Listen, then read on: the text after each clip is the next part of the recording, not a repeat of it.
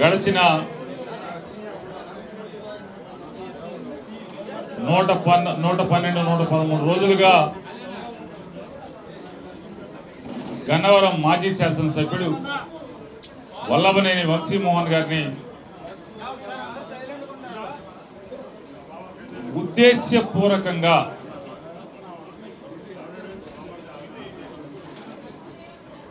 ఎలా అయినా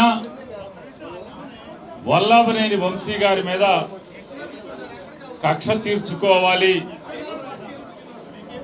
మా అధికారం మదమేంటో చూపించాలి అనేటువంటి ఒక తప్పుడు ఆలోచనతో కేసుల మీద కేసులు బనాయిస్తూ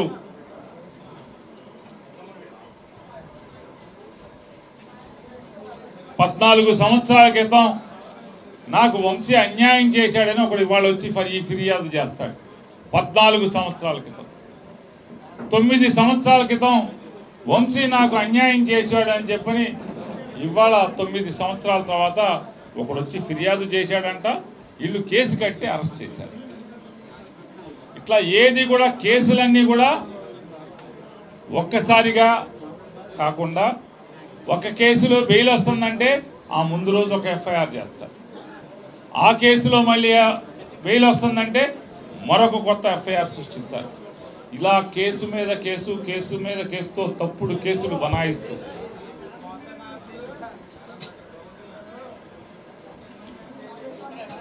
ఈ రోజుకి వైఎస్ఆర్ కాంగ్రెస్ పార్టీకి కానీ వల్లభనేని వంశీ గారికి కానీ దేవుడున్నాడు, న్యాయం ఉంది, న్యాయస్థానాల్లో ఖచ్చితంగా న్యాయం జరిగి తీరుతుందనేటువంటి ఆత్మవిశ్వాసంతోనే ఇవాళ వంశీ 110 రోజులు పైబడి ఆయన జైల్లో ఉన్నా కూడా ఒకే ఆత్మవిశ్వాసంతో ఉంటున్నాడు.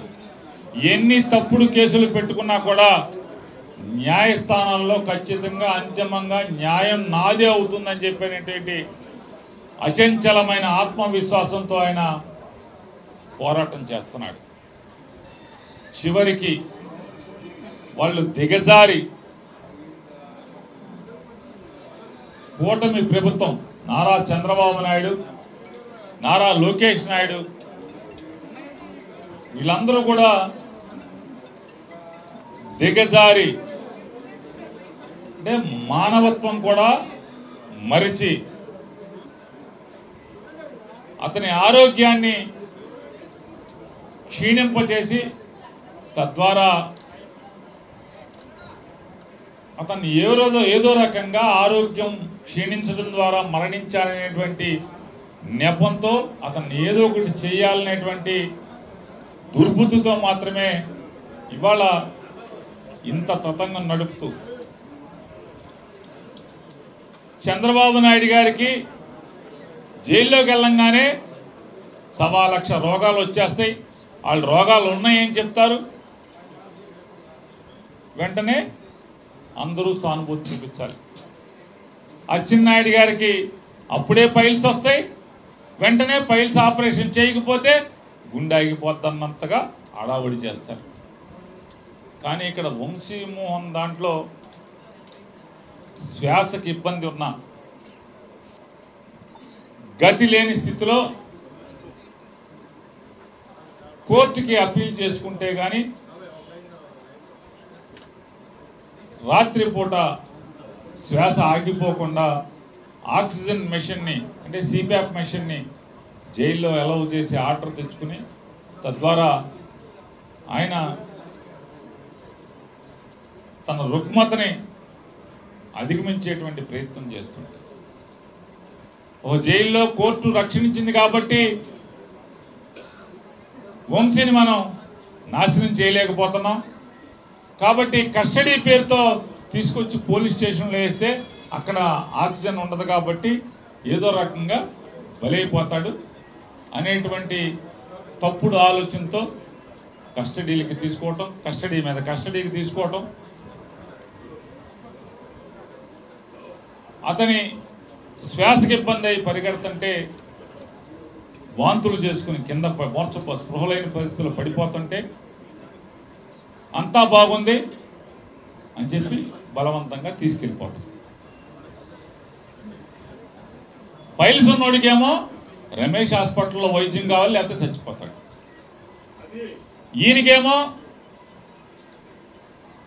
75 ఏళ్ళు ఉన్నాయి, నాతో పోటీకి రమ్మని పరిగెత్తమంటాడు. పెళ్లి విందులాగా జైలు బయట కళ్యాణ మండపం అందుకు తీసుకుని రోజుకి 5 సార్లు క్యారేజీల మీద క్యారేజీలు వెళ్తాయి.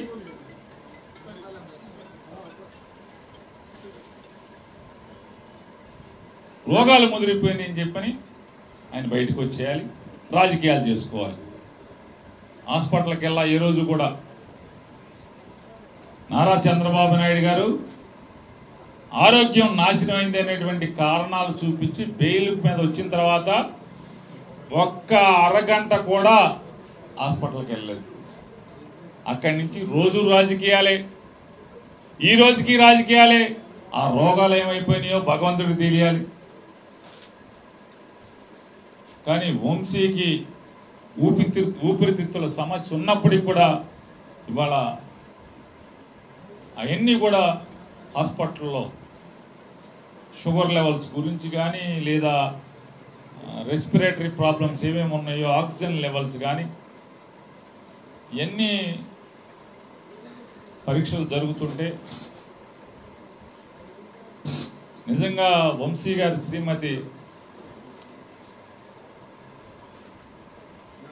లోకేష్ నాయుడు అలాగే చంద్రబాబు నాయుడు యముడి పాత్రలో ఉంటే వీడు సతీ సావిత్రి పాత్రలో ఎంత పోరాటం చేస్తుందంటే అంత పోరాటం చేస్తాం.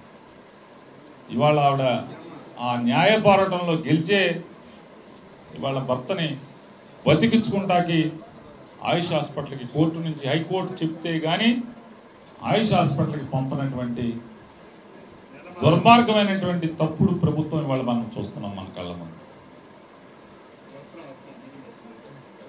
వంశీని ఇంకెన్నాళ్ళు పెట్టుకుంటారు?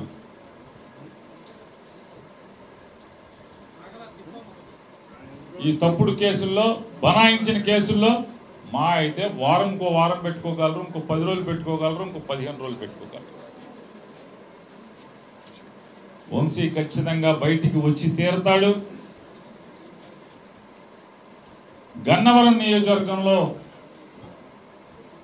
ఇదే ఆఫీసు నుంచి రోజు ప్రతి గ్రామం కూడా తిరుగుతాడు, ప్రజలకు అండగా నిలబడతాడు. మళ్ళీ ప్రజల పక్షాన ఈ దిక్కుమాలిన ప్రభుత్వానికి వ్యతిరేకంగా ఖచ్చితంగా పోరాటం చేసి ఇక్కడ గెలిచి తీరుతాడనేది కూడా మీ ద్వారా తెలుగుదేశం పార్టీ వారందరికీ కూడా హెచ్చరిక తెలియజేస్తాను.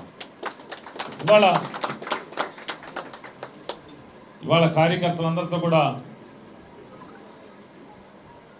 వాళ్ళ అభిప్రాయాలను తెలుసుకోవటం, వారితో సంప్రదింపులు జరగటం.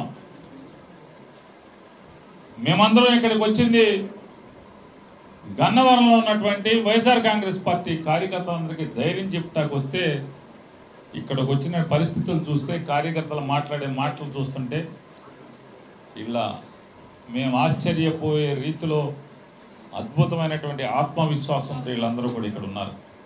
ఖచ్చితంగా జెండా వదలం, వంశీని వదలం, జగన్ వదలం. ఈ మోసాలకి, దగాలకి, వంచనకి వ్యతిరేకంగా మేము పోరాటం చేసి తీరుతామని చెప్పినే ప్రతి ఒక్క కార్యకర్త కూడా ఇవాళ నిలదించే పరిస్థితి ఇవాళ ఇక్కడ కనపడుతుంది. రేపు 4వ తారీఖున ఆంధ్ర రాష్ట్ర ప్రజలందరితో పాటుగా ఈ గన్నవరం నియోజకవర్గంలో ఉన్నటువంటి ప్రజలను కూడా అయి చేస్తాం, ఈ చేస్తాం, మిమ్మల్ని ఉద్ధరిస్తామని చెప్పిన అరచేతిలో వైకుంఠం చూపించి ఓట్లు వేయించుకున్నటువంటి నారా చంద్రబాబు నాయుడు కానీ ఆ కూటమి కానీ ఇవాళ ఎంత దగా చేసినాయి. సంవత్సర క్రితం ఇదే 4వ తారీఖున గెలిచినటువంటి మోసాలు చెప్పి, మోసపు మాటలు చెప్పి గెలిచినటువంటి నారా చంద్రబాబు నాయుడు ఈ సంవత్సర కాలంలో నాడు ఎన్టీ రామారావుకి ఎలా అయితే మోసపు నటనతో వెన్నుపోటు పొడిచాడో ఇవాళ అరచేతిలో వైకుంఠం చూపించి, తేనె మాటలు చెప్పి, అబద్ధపు హామీలు చెప్పి ఇవాళ ఆంధ్ర రాష్ట్ర ప్రజలందరినీ కూడా వెన్నుపోటు పొడిచినటువంటి రోజు రాబోతుంది కాబట్టి సంవత్సరం అవుతుంది కాబట్టి ఆ రోజున ఇవాళ ఎన్ని మోసాలు చేస్తే చేశాడు, కానీ ఎంత కిరాతకంగా పరిపాలిస్తున్నాడంటే పాఠశాల విద్యార్థులకు ఇవ్వాల్సినటువంటి ప్రోత్సాహాన్ని ఇవ్వకుండా, లేదా కాలేజీల్లో ఫీజు రీయింబర్స్మెంట్ కట్టకుండా, అంటే భవిష్యత్ తరాల భవిష్యత్తుని నా కాల రాసేటువంటి తప్పుడు ఆలోచన చేస్తున్నాడు అనేది ఇవాళ మనందరికీ అర్థమవుతుంది.